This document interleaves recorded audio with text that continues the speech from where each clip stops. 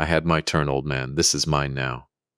That is what my son said to me, standing in the doorway of the house I had built with my own 2 hands 3 days after we buried his mother. He did not shout it. He said it quietly, the way a man tells a dog to get off the porch. Behind him, a moving truck idled in the driveway, swallowing 40 years of my life into its dark container. Nobody made a sound. Not the movers. Not the neighbor pretending to water a lawn that did not need water. Only the truck's engine kept running, a low mechanical hum filling the silence where a family used to be. I was 57 years old, and my own son had just folded me into a garbage bag and set me on the curb. If you have ever been discarded by the people who were supposed to love you the most, stay with me. Let me know in the comments where you're watching from tonight, and hit like if you believe blood is not the same thing as loyalty. 15 years later, my phone would not stop ringing. It was buzzing on the edge of my desk in the dark of my private study, a relentless, insistent vibration, threatening to rattle itself right off the mahogany. I did not pick it up right away.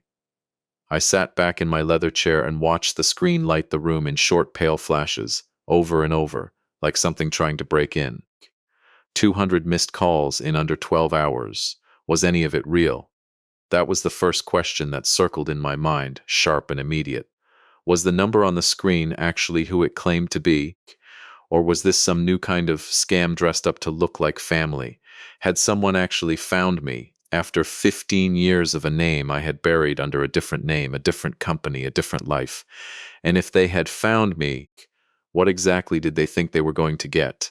I picked up the phone.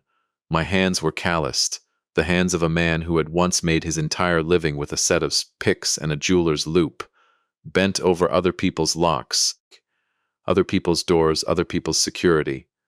I swiped the screen and answered without saying a word. Heavy, uneven breathing filled the line first. Then a voice cracked through it, young, trembling, thick with tears. Grandpa. The word hit me like a hand against my chest. Tyler. The last time I had seen my grandson, he was 7 years old, digging a hole in the dirt of my old backyard with a plastic shovel, laughing at nothing, entirely unaware that his parents were inside that same house at that same hour, arranging to erase me from it. I did not answer right away. I let 15 years of silence sit between us like a held breath. Grandpa, please don't hang up. He said, the words tumbling out too fast, panicked. I didn't know. I swear to you, I didn't know anything. I had a research assignment for my business class. My professor wanted us to profile a philanthropist. I typed your name in just to see if maybe you were even still alive. And this article came up, this Forbes thing. It said you gave away half of everything you built to protect old people from getting robbed by their own families. And Grandpa, is that you? Is that actually you? I closed my eyes and let out one slow, measured breath. Outside my window, the city was a field of gold and silver lights, utterly indifferent to the small earthquake happening in my study. Yes, Tyler, I said. It's me. A sob broke out of him, raw and childlike, even though he was 22 years old now and sitting somewhere I could not see. They told me you left us, he said. They told me you ran off with someone, that you took the family's money and disappeared and didn't care what happened to us. But the article says you started everything from nothing 15 years ago. It says you were homeless. Grandpa, what did they do to you? I did not raise my voice. I have never needed to raise my voice to be heard. Your parents made a choice, Tyler, I said. They chose to take everything I had, and then they chose to lie to you about it for 15 years. I did not run from anything. I survived what they did to me. I could hear him crying on the other end, the sound of a young man's entire understanding of his own family cracking open in real time. He started to ask me something else, but before the words came out, the call turned violent with noise. A door slammed somewhere behind him, a gasp, a struggle, the plastic scrape of a phone being wrestled out of one hand and into another. Give me that, a voice barked, and then the line clicked dead for half a second before a new voice filled it, Dad Brian. My son's voice came out fast and breathless, dressed up in something meant to sound like panic. But underneath it I could hear the one thing he had never quite learned to hide from me. Hunger, Dad, is that really you? He said. Oh my God, we've been trying to find you for 15 years. Dad, please say something. I need you to say something. My grip on the phone did not tighten. My pulse did not rise. There was only a cold, exact clarity, the same clarity I used to feel, with a tension wrench in one hand, listening for the click of a pin falling into place. The son who had thrown me away like a broken tool was suddenly desperate to reconnect, not because he had missed his father, but because he had just discovered his father was worth more money than he could count. "My company's in trouble, Dad," he said. "We're facing a real crisis here. When Tyler showed us that article, I couldn't believe it. You have to tell us where you are. We're family. You have to help us." I listened to him breathe. I pictured the sweat on his collar, the calculation behind his eyes. He was waiting for the man he had left in an empty driveway to come rushing back with open arms and an open wallet. But that man had not survived what came after. They had made sure of that. The day they folded $100 bill and a 50 around a note that told me to figure it out. I pulled the phone from my ear, hovered my thumb over the red circle, and pressed it. The call ended with a small, definitive click, and the room folded back into silence. The first move had been his. The next one would be mine. Before I take you back to that driveway 15 years ago and show you exactly how a locksmith's son became a man his own father could not recognize, do me a favor and hit subscribe, because you are going to want to see what happens to people who mistake a quiet man for a weak one. My name is Walter Boone. For 31 years before any of this, I made my living the way my own father had, with a leather roll of tension wrenches and picks, going door to door across 3 counties, fixing what other people had broken, and teaching them how to keep the wrong people out. I rekeyed houses after divorces. I installed deadbolts for widows who had started jumping at every sound in the night. There is a particular kind of trust a person gives you when they hand you the one thing standing between their family and the rest of the world. I never once let a single person down, not until the one lock I never thought to check was my own. My wife Margaret died on a Tuesday in March, after 4 years of a cancer that took its time with her the way cruel things sometimes do. I was 57 years old, and I had been married to her for 32 of those years, and when she was gone, something in me went quiet in a way I did not know how to describe. Brian handled the funeral arrangements. He was 31 then, married to Nicole for 6 years, with a boy of his own, and I remember being grateful, genuinely grateful, that I did not have to think about caskets and flowers while I could barely remember to eat. What I did not understand, what I could not have understood, sitting in a folding chair at my own wife's graveside with a fistful of tissues and a heart cracked clean down the middle, was that grief makes a man easy to rob. 3 days after the funeral, Brian handed me a folder. He told me it was hospital paperwork, insurance forms, things that needed a signature before the estate could settle. I signed where he told me to sign. I did not read a word of it. I was a man who had spent his career telling other people to check every lock twice, and I did not check the one document that would cost me everything. A week later, I came back from a walk I barely remember taking, and my key did not turn in my own front door. I still remember standing on that porch, working the key against a lock that had been changed without my knowledge, my hand shaking, though I told myself it was only the cold. I looked through the front window and saw an empty living room. No furniture, no photographs, no sign that 32 years of a marriage had ever happened inside those walls. Brian's car was gone, Nicole's car was gone, and on the doormat, tucked under a small stone so the wind would not take it, was a plain white envelope. Inside it was exactly $150, one crumpled 100 and one crumpled 50, and a note in my son's handwriting. "You will figure it out." I want you to sit with that phrase for a moment because I sat with it for 15 years. 5 words, no apology, no explanation, just the flat, dismissive certainty of a man who had already decided his father's suffering was somebody else's problem now. They had moved 2 states away by the time I understood what had happened.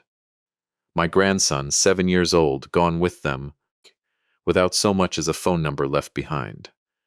I called every number I had, all of them disconnected. I stood in my own driveway that night with $150 in my coat pocket and nowhere to sleep, and something in my chest went very, very still. It is a strange thing, the body's memory. Even now, 15 years and a fortune later, I flinch at the sound of keys jingling in an unfamiliar hand. It happens before I can stop it. A small, involuntary tightening across my shoulders, gone in half a second, but there every single time. My assistant has learned not to toss her keyring onto my desk. I have never explained why. There are some locks a man builds around himself that even he cannot pick. I still have Margaret's reading glasses. They live in the top drawer of my desk, folded neatly, the left lens scratched from where she used to set them down too quickly on the kitchen counter. I do not wear them. I do not need them. I open that drawer sometimes when a room gets too loud in my own head, and I rest 2 fingers on the frame, and that is enough. That is the whole ritual. Nobody has ever seen me do it. I am telling you now because you should know that the man who is about to do what I did was not made of stone the whole way through. He was made of scar tissue, which is not the same thing, no matter how much it looks like it from the outside. I will tell you what happened after that driveway, because it matters, but I will tell it quickly, because dwelling in it for too long was never going to rebuild anything. I slept in my truck for 6 weeks. I took contract security work under a name that was legally mine, but that nobody in my old life would recognize, because I had gone back to using my mother's maiden name on paperwork, out of a kind of shame I still cannot fully explain. I fixed locks. I studied. I noticed, working site after site for banks and retirement communities, how easily elderly people were being emptied out by their own families, quietly, legally, invisibly, the exact same way I had been emptied out. I started building something to stop it, a verification system, a way for a bank teller or a notary to catch the signs before a signature got forged, before a house got sold out from under a grieving man in a folding chair. It took 11 years to become Meridian Sentinel. It took 4 more to become the kind of company that put my photograph in Forbes. None of that is the part of the story that matters tonight. What matters is that 15 years after that envelope on the doormat, my grandson had just found my name on a search engine and called me in tears. And within 12 hours, the 2 people responsible for all of it were standing in my private boardroom, demanding I hand them $2 million. They did not waste time with apologies. Brian walked straight to the long glass table and dropped a thick folder in front of me, sliding it the last foot, so it stopped exactly where I was sitting. He had aged into a version of himself I did not recognize, a tailored suit that could not quite hide the sweat gathering at his collar. He planted both hands flat on the glass and told me, in the clipped, urgent language of a man performing competence he did not feel, that his real estate firm was facing a liquidity crisis, a temporary downturn. He needed $2 million, and he needed it fast. I let him talk.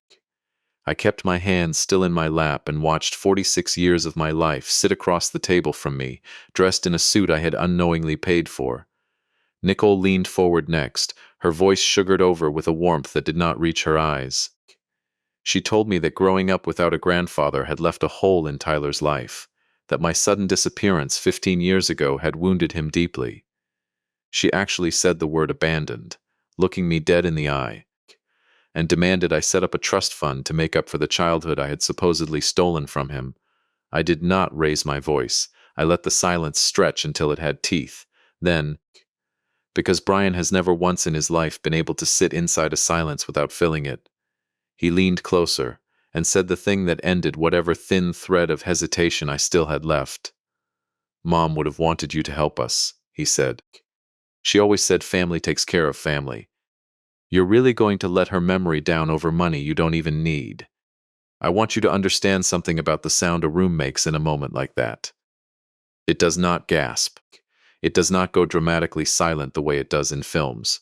Somewhere behind me, the air conditioning kept cycling on, indifferent, mechanical, a low, steady hum that did not care that my son had just used his dead mother's memory as leverage to pry $2 million out of the father he had left in an empty driveway.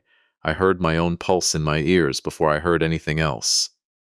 And then, very quietly, I heard myself decide something I would not have been able to name out loud in that moment, but that I understood completely by the time the meeting was over. I did not throw the folder back at him. I did not stand up. I let out a slow breath and lowered my eyes to the papers in front of me, and I let my shoulders sag, just slightly. the posture of a tired old man wrestling with guilt he did not actually feel. It was a test. Patience has never been Brian's strength, and desperation had stripped away whatever thin manners he still owned. He slammed his fist on the glass. The sound cracked through the room. His face went a deep, furious red, and he told me I was 72 years old with no use for billions of dollars, that I owed them, that I owed him for disappearing and leaving his family to fend for themselves. That was the moment the water finally went over the edge of the glass. He believed his own lie completely. He believed that 15 years of my silence meant 15 years of my weakness. I looked at his flushed, furious face, and for the first time since he had walked into that room, I did not see my son. I saw a man who had run out of hosts. Before I could answer him, the heavy doors of the boardroom flew open with enough force to crack against the wall. Tyler stood in the doorway, chest heaving, his backpack sliding off one shoulder and hitting the floor with a dull thud. He was not looking at me. His eyes were locked entirely on his parents. "You lied to me," he said, his voice shaking but climbing louder with every word. "My whole life. You told me he abandoned us. You told me he ran off and drained the family accounts. I read the dates on the drive over here, Dad. You lost everything the same month we moved into that house in the suburbs. You didn't lose him. You stole from him." The air went out of the room. I watched something ugly cross my son's face, the last thin coat of respectability peeling off in real time, and before I could move, he crossed the distance to Tyler in 2 furious steps and raised his hand. The sound of that slap is not something I will describe in detail, because some things do not need decoration to land. Tyler staggered back, hand flying to his cheek, eyes wide with a shock that had nothing to do with pain and everything to do with disbelief. I did not think. 72 years old, and my body moved faster than my mind gave it permission to. I stepped directly between them before Brian could raise his hand a second time, and I put both hands into his chest and shoved him back into the edge of the glass table. "Do not ever touch him again," I said, low enough that only the two of them would hear it, but there was nothing soft left in my voice at all. Brian rubbed his chest where I had pushed him, breathing hard, eyes wild. "You don't get to walk back into our lives and tell me how to raise my own son," he spat. I kept Tyler tucked slightly behind my shoulder, and I could feel him trembling, but he did not step away from me. I looked at the man I had raised, and the last thread of whatever patience 15 years had left in me simply gave out. I adjusted my cuffs and let a terrible, quiet calm settle over the room instead. "You're right," I said. "I owe you exactly what you deserve." Brian's hand lowered. His breathing slowed. He heard the word "oh," and something ugly and hungry lit up behind his eyes, exactly the way I had known it would. "Tomorrow night," I told him, "my company is hosting its annual gala downtown. Every investor, every reporter who matters in this city will be in that room. I want you both there, dressed well, on time. Tyler will be attending as my guest. And the loan," Brian said, some of the color coming back into his face. "The $2 million, I gave him a slow, measured nod. "Tomorrow night," I said, "I will take the stage, and in front of everyone, I will announce exactly what happens to my fortune and to my successor. Be there, and you will get precisely what is coming to you." I watched greed light up in both their faces like a struck match. They believed completely that they had won.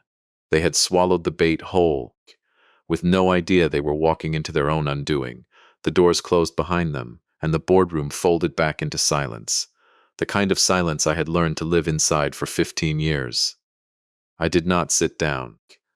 I did not rub my temples or let myself grieve the son I no longer had, because that grief had already been buried a long time ago. I reached for the intercom on my desk. "Suz Oliver in," I said.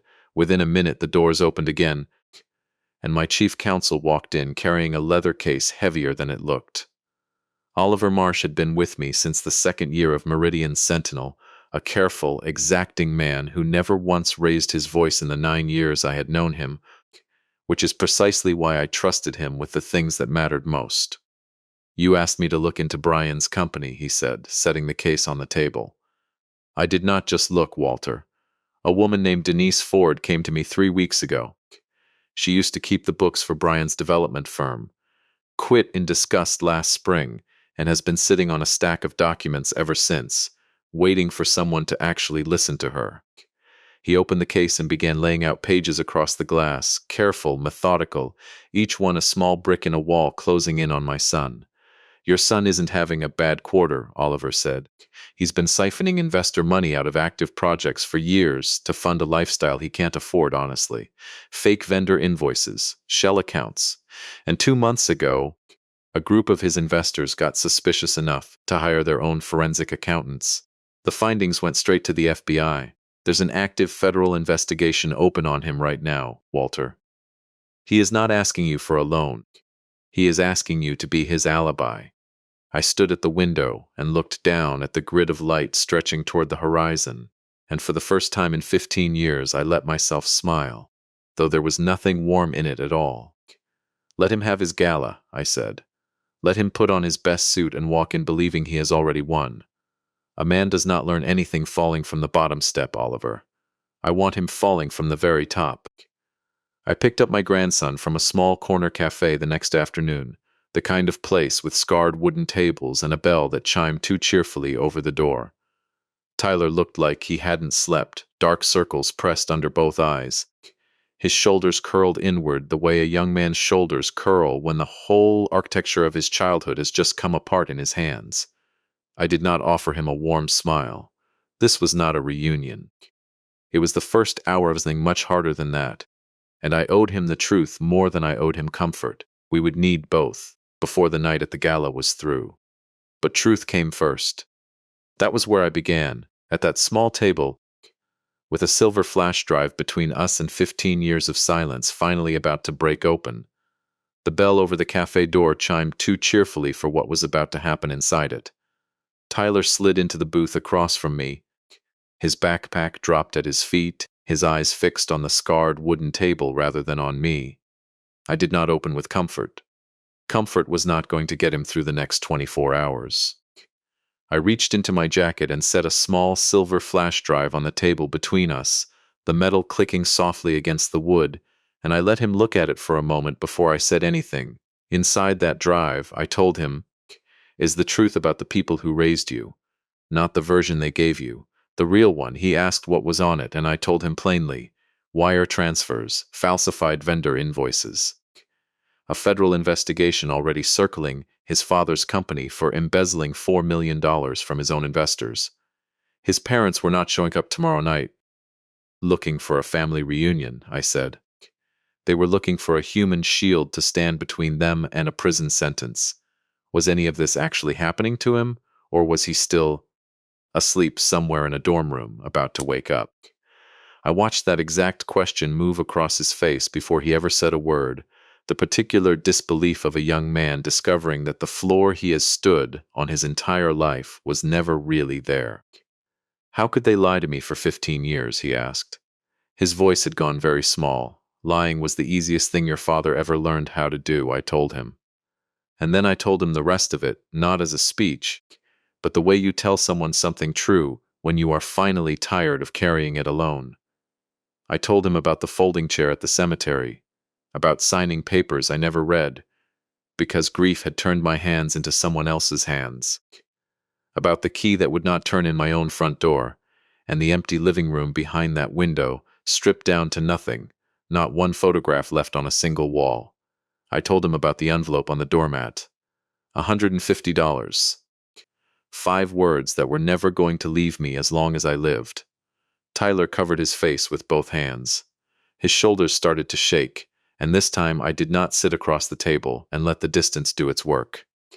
I reached over and put a hand on the back of his neck, the way I used to when he was small enough to carry on my shoulders through a backyard he did not remember, and I let him lean into it. It was not something I had planned. It surprised me as much as it surprised him. But there are moments a man stops being careful with his own armor, and that booth, with that boy breaking apart in front of me, was one of them. They're monsters, he kept saying, over and over. And I did not correct him, because I did not disagree. When his breathing finally slowed, I told him there was one more thing he needed to see.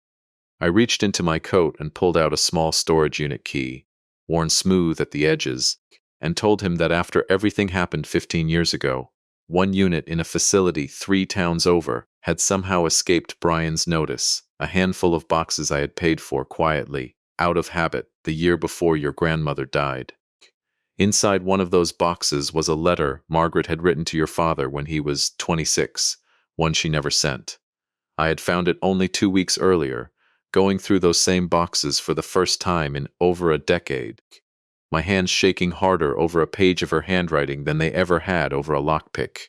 I did not read the whole thing to Tyler. Some of it was hers alone. But I read him the part that mattered. I worry, she had written, that we have given you everything and taught you nothing about earning it. I worry that somewhere along the way, money became the only language we knew how to love you in, and I am afraid of what that will cost you one day, and what it might cost the people who love you. Tyler sat with that for a long moment, staring at the folded paper like it might dissolve if he touched it. She knew, he finally said. She was afraid, I told him. There's a difference. She never got to see whether she was right. I told him what tomorrow night would require of him. That his parents would be standing in the front row of my gala, dressed in clothes bought on a stolen credit line, waiting to be crowned heirs to an empire that was never going to be theirs. That right before I took the stage, he needed to walk this same flash drive toward the rear of the ballroom, find a man in a dark gray suit standing near the service doors, and put it directly into his hand. Who is he? Tyler asked. I did not answer that question yet. I told him only that for his entire life, his parents had chosen what he believed, who he trusted, and what kind of man he was allowed to become. Tomorrow night, for the first time, the choice would be entirely his. He reached out and closed his hand around the drive, and he looked up at me and nodded once. It was the smallest gesture, and it was everything. Before we go any further, if you have ever had to look a family member in the eye and choose the truth over comfort, tell me in the comments how old you were when it happened.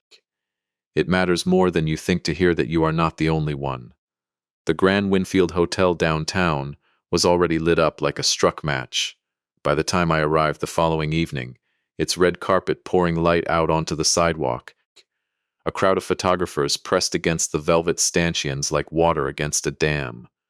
My foundation's annual gala had, over the years, become the kind of event that mattered to people who mattered, investors and journalists and the particular species of city elite who show up to be seen showing up. I did not walk the carpet, I never did. I came in through the service entrance, the way I had come in and out of 100 back doors in my old life, and made my way up to the second-floor mezzanine, where I could watch the room without being part of it yet. Brian and Nicole were already at the center of the crowd below, exactly where I had known they would be. He wore a midnight blue tuxedo that fit him too well for a man who could not pay his own investors back. Nicole stood beside him in an emerald gown that caught the flashbulbs and threw them back tenfold. Diamonds at her throat and wrists that had shown up as fraud alerts on my corporate accounts 3 separate times that afternoon. They had spent the day treating my name like an unlimited line of credit, and they had no idea that every thread of silk on Nicole's back was, at that very moment, another exhibit in a case that was about to close around them. A reporter pushed a microphone toward Brian, asking what had brought him back into his father's orbit after so many years away. Brian answered with the ease of a man who had rehearsed it in a mirror. My father is a brilliant man, he said, but he's getting older, and I'm here to help carry what he built. It's my duty as his son to make sure his legacy is protected. I gripped the cold marble railing and let the sheer audacity of it wash over me. This was the same man who had watched a moving truck swallow his father's entire life and called it, later, in his own note, something the old man would figure out. Somewhere in that crowd. A woman I had never met but would come to know by the end of the night was watching Nicole with an expression that had nothing to do with admiration. I did not notice her yet. I would before the evening was over, and what she carried with her would matter more than anyone in that ballroom understood. I did not know it yet, but Nicole's confidence that night was not entirely her own. 3 weeks earlier, a man named Marcus Reyes had called her personal cell phone twice in one afternoon. Reyes ran a private lending operation that did not appear on any public registry, The kind of arrangement people turn to when a bank has already said no, and pride will not allow them to say the word bankruptcy out loud. Nicole had borrowed against her husband's failing firm without telling him, trying to cover a shortfall before Brian's investors noticed, and Reyes had made it very clear, in a voice that never once raised itself, that her debt to him was now due, and that he expected to be repaid from whatever windfall this old man's fortune was about to produce. She was not simply greedy that night, walking that red carpet in diamonds she could not afford. She was terrified, and a terrified person, cornered from two directions at once, will do things that a merely greedy one never would. I would come to understand that distinction later, and it would not excuse her. But it would explain her. A journalist below spotted me on the mezzanine, and the murmur of the crowd shifted upward, camera flashes swinging like searchlights. Brian looked up too, and for one unguarded second, something flickered behind his practiced smile before he covered it. "Mr. Boone," the reporter called, "will you be naming a successor tonight?" I let the question hang in the air a moment before I answered it, my voice carrying easily down into the atrium below.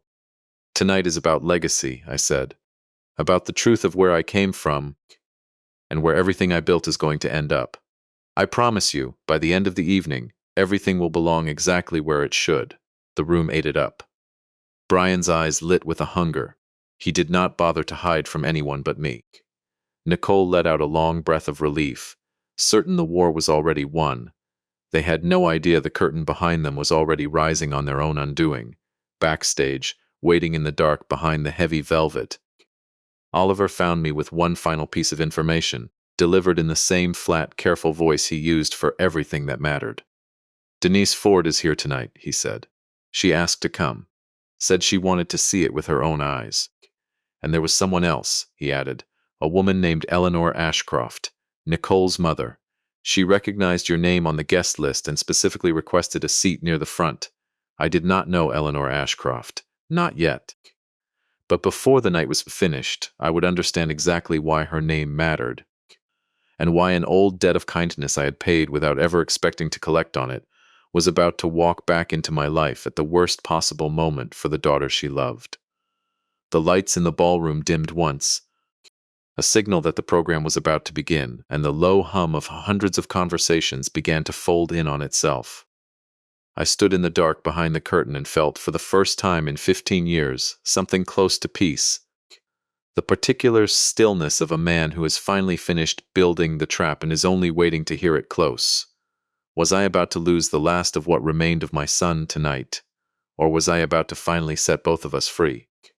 I did not know it yet, but by the time that curtain fell again, I would have my answer, and it would not look anything like either one of us expected. The heavy curtains parted, and the full force of the stage lights hit me like a wave.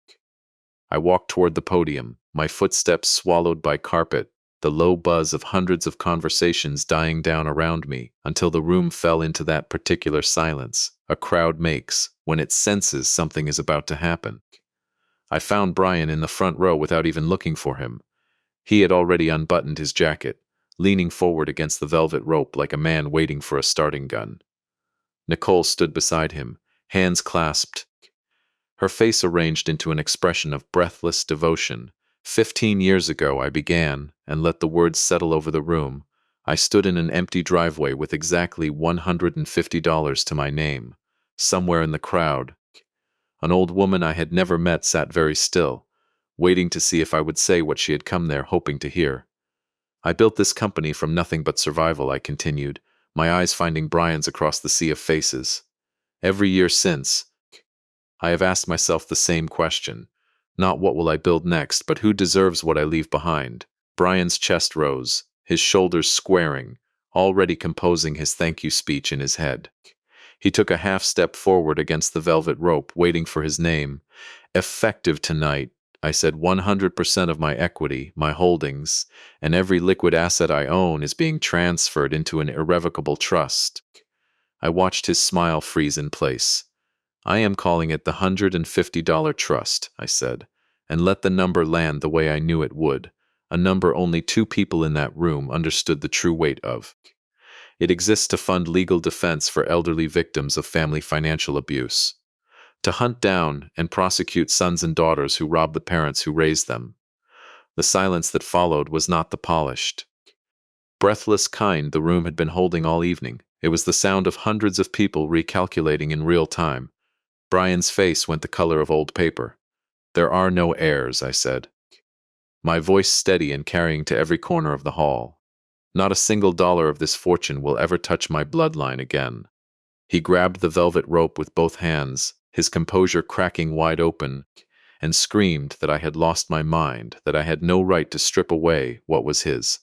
I did not raise my voice to match him. I simply lifted a small remote from my jacket and pressed one button, and the screen behind me flooded with a photograph 30 feet tall. A crumpled 100, a crumpled 50, and a note in handwriting the whole room could read. "You will figure it out." I told them exactly what that photograph was. I told them all about the folding chair at a graveside, about signature I never read, about a lock that would not turn in my own front door, a week after we buried my wife. The gasps came in a wave, rolling backward through the crowd, cameras swinging away from the podium and down toward the front row where my son stood exposed under every lens in the room. That was when the first person stood up, an elderly woman near the front, silver-haired, small, gripping a cane she did not appear to need for balance. Eleanor Ashcroft. Nicole's own mother rose to her feet in the middle of the chaos and turned, not toward the stage, but toward her daughter. "I know this man," she said, loud enough to cut through the noise. 15 years ago, when my husband died and left me nothing but his debts, an anonymous account paid off every dollar of my medical bills so I would not lose my house. I only found out 2 months ago that it was Walter Boone. "Nicole," she said, her voice breaking, "what have you done to a man who never even asked for a thank you?" I had not known, until that instant, that the widow I had quietly helped through Meridian's earliest charitable fund, back before it had a name, was the mother of the woman standing across from me in stolen diamonds. I felt something move in my chest that had nothing to do with the trap I had built. That part of the night I had not planned at all. Near the back doors, a cluster of women in modest dresses stood shoulder to shoulder, silent, watching. The Ridgeline widows, women whose locks I had changed for nothing, decades ago and again in the years right after my own eviction, before I had a company or a name that meant anything. None of them had been invited. None of them said a word.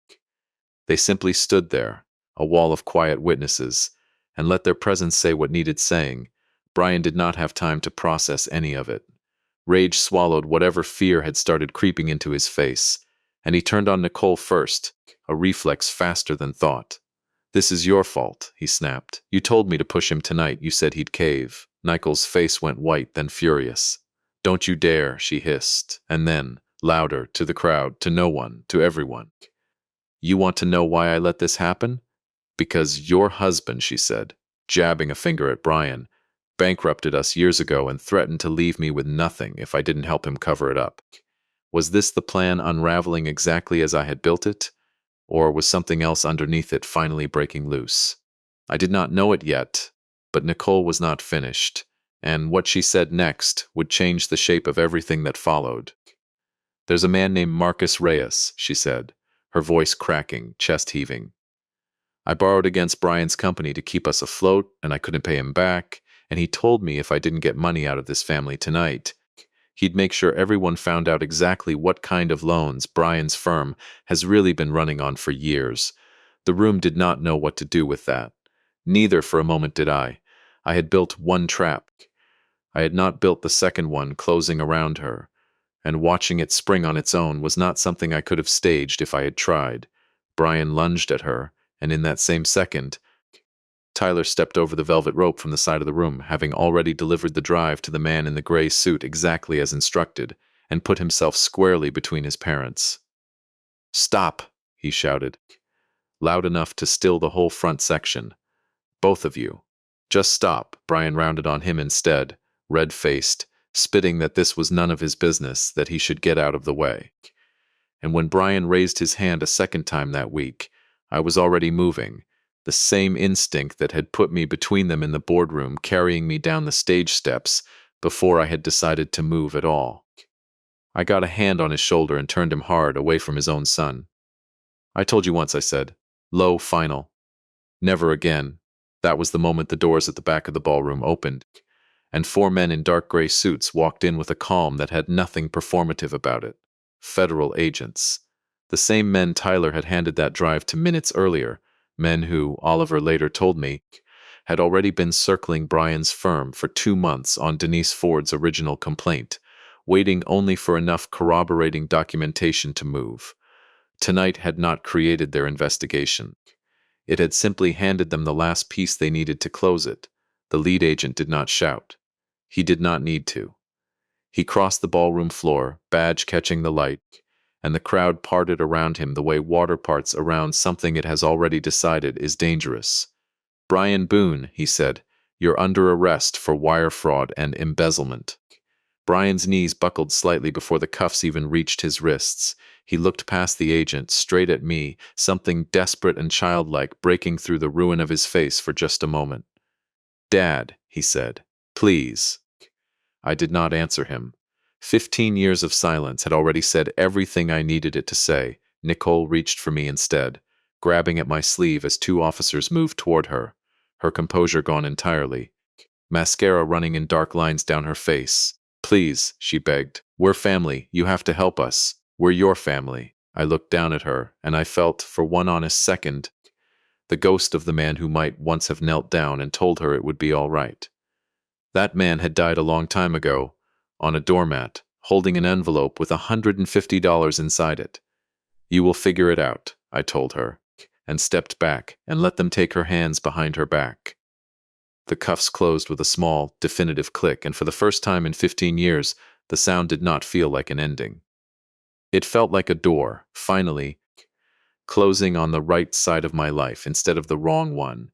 If you've ever had to watch someone you loved become someone you no longer recognized, tell me in the comments how you knew the moment it was truly over. We still have a trial, a prison, and one very hard lesson left to teach a 22-year-old who has just lost both parents in the same hour. Stay with me. The ballroom emptied in stages. First the reporters chasing their own broken story out into the night, then the guests, then the caterers, until only the wreckage remained. Broken champagne flutes, scattered forensic pages no one had bothered to collect. Tyler sat alone on the bottom step of the grand staircase, elbows on his knees, face in his hands, and I understood exactly what was breaking inside him. It was not only the loss of his parents. It was the discovery that everything he had ever believed about his own life had been built on a foundation someone else had stolen to lay. A hotel janitor stood nearby, unsure whether he was allowed to start cleaning a crime scene. I took the broom from his hands myself, crossed the debris-littered floor, and set it down gently in front of my grandson. You did something very brave tonight, I told him. But crying on this floor isn't going to pay your tuition, and it isn't going to teach you how to stand back up. Pick up the broom, Tyler. He looked at me like I had struck him. He had expected, I think, that this was the moment the billionaire grandfather finally opened his checkbook and made the pain disappear. I was not going to make that mistake twice. Here's a truth I did not say to him that night, but that I will say to you now, because you deserve the full weight of it. I spoiled Brian, not with cruelty, but with comfort. I never once let that boy feel the true cost of his own mistakes, because I loved him too much to watch him suffer, and I told myself that was good parenting.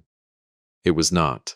It was cowardice dressed up as devotion, and it built a man who believed the world owed him whatever he wanted, simply because he wanted it badly enough. I am not telling you this to excuse what he did to me. I am telling you because I nearly did the exact same thing to his son, out of that same fear, and I caught myself only just in time. Tyler picked up the broom. It was the hardest thing anyone had ever asked him to do, and it was the first real lesson his parents had never bothered to teach him.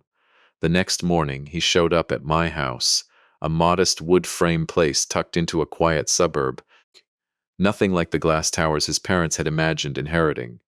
He apologized, standing on my porch, for a lifetime of comfort built on stolen ground. I told him an apology was a good beginning, and that character is built entirely out of what a person does after the apology is finished. He asked me for a loan, just enough to cover his tuition and keep him from losing his apartment. I told him no, and watched him flinch as though I had raised a hand to him. "I am not going to hand you cash," I said, "because that is exactly the mistake I made with your father. But I am going to do something better." I gave him a folder. Inside was a contract Oliver and I had drawn up that morning. His tuition paid directly to the university, never touching his own account. 20 hours a week working as a clerk at the $150 trust, filing paperwork, answering phones, sitting across a desk from the exact kind of elderly victims his parents had once dismissed as an afterthought. A standard hourly wage, his own rent, his own groceries, his own debts. He signed it without hesitation. He worked at the foundation for months before I ever set foot in the building myself. On one of the rare afternoons I did visit, a small girl, maybe 7 years old, the granddaughter of one of the widows we had helped recover a stolen retirement account, tugged on my sleeve in the lobby and asked me a question that undid something I had thought was already settled inside me. "Why do you help people who aren't even your family?" she asked. "Doesn't that hurt? Helping people who can't ever pay you back?" I knelt down to her level, the way I used to with Tyler in a backyard he no longer remembered, and told her that it did not hurt at all. That the only thing that had ever truly hurt was loving people who were never going to love me back the same way. Helping strangers, I told her, costs nothing but time, and gives back more than money ever could. She did not fully understand it. I am not sure I fully understood it myself, until I said it out loud to a 7-year-old in a marble lobby. The trial came 6 months later, faster than anyone expected, because the paper trail Denise Ford had carried out the door with her left almost nothing for a defense attorney to argue against. I sat on the witness stand and answered 2 hours of questions without my voice breaking once, laying out the timeline exactly as it had happened, the forged signature, the changed locks, the envelope on the doormat, and I watched 12 jurors' faces change as they understood exactly what kind of man had been sitting across from them in a tailored suit for half a decade. Before sentencing, as part of the plea agreement his attorney negotiated to spare him a harsher term, Brian signed a document acknowledging he had received full legal notice of the $150 trust and waiving any right to contest it in probate court, now or after my death. Nicole signed an identical waiver. Neither of them had ever owned a claim to what I built. What they signed away was only the right to pretend otherwise in a courtroom someday, guilty on all counts. 15 years each, 1 year for every year, I had spent rebuilding a life from $150 and a locksmith's calloused hands. I visited Brian once, in the sterile fluorescent hush of the federal visiting room, months after the sentence began. He looked 10 years older than the man who had slammed his fist on my glass table. He apologized through the plexiglass, and I let the silence answer him until he could not stand it anymore, and then, true to form, he asked me for money for his commissary account. I did not raise my voice. I slid 2 bills through the metal slot at the bottom of the divider. $100, $150. "Why exactly $150?" he asked, staring at the money like it might explain itself. "Because that's exactly what you left me," I said, and watched 15 years land on him all at once, watched him finally understand that I had not come there to rescue him. I had come to close a circle he had opened a long time ago. 2 years passed the way real healing does, quietly, without announcement. I sat in the front row of a sunlit university stadium and watched my grandson walk to a podium as valedictorian, 20 hours a week of honest labor and a broom handle behind him instead of a trust fund. He did not speak about his parents' crimes. He spoke about the true meaning of independence, about a lesson that came not from a lecture hall but from a push broom and a crumpled $150, and about a grandfather who saved his life not by writing a check, but by drawing a boundary and refusing to move it. The applause that followed was the loudest sound I had heard in 15 years, and none of it was for me. That was exactly how it should have been. I retired not long after that, signing the last of my company's paperwork over to a board Oliver trusted, and moved most of my days to a quiet lake 2 hours outside the city, far from glass towers and courtroom benches. My phone sits silent on the dock most afternoons now. No frantic calls, no desperate voicemails, just the sound of a reel clicking as I bring in a line and the particular Hard-won stillness of a man who no longer flinches at the sound of jingling keys quite as often as he used to. Tyler's visits on weekends, not to ask for money, but to sit beside me and talk about ordinary things, the way family is supposed to. In the marble lobby of the $150 trust, behind a small pane of reinforced glass, sits a crumpled $100 bill, a crumpled 50, and a faded note in a young man's handwriting from a long time ago. It does not live in a drawer anymore. It belongs to everyone who walks through those doors looking for the same thing I once needed and never got. Someone willing to believe them. If there is one thing this cost me 15 years to learn, it is this. Blood does not entitle anyone to your trust. It has to be earned, the same as everything else worth having. And the quiet of a man who has been discarded is never the sound of defeat. It is only the sound of someone building, patiently, in the dark, exactly what he intends to need later. If you believe respect has to be earned and not simply inherited, tell me so in the comments. Hit like and subscribe for more stories like this one.